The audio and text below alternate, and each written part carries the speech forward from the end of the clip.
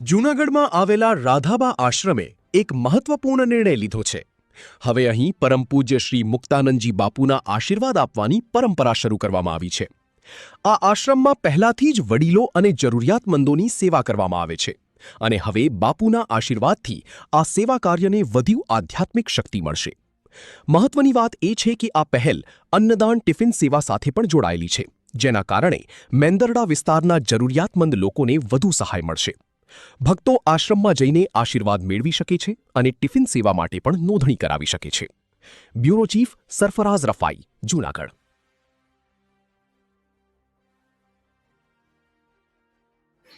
જય ગુરુદેવ. આજ રોજ 20/1 રોજ ટિફિન સેવાથી રાધાબા આશ્રમથી શરૂ કરવામાં આવેલી છે.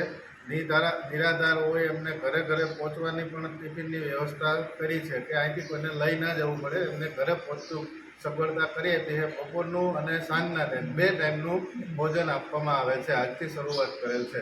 જય હરિઓમ, હર હર મહાદેવ.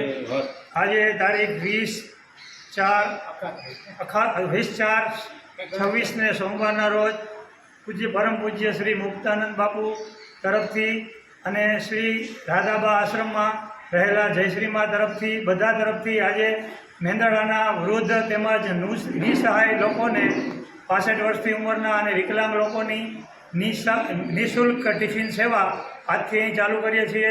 જય જય શ્રી રામ, હર હર મહાદેવ. હરિઓમ. હરિઓમ.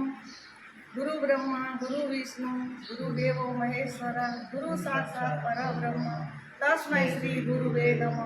ઓમ ભૂર્ભુવઃ સ્વઃ તત્સવિતુર્વરેણ્યં ભર્ગો દેવસ્ય ધીમહિ ધિયો યો ન પ્રચોદયાત.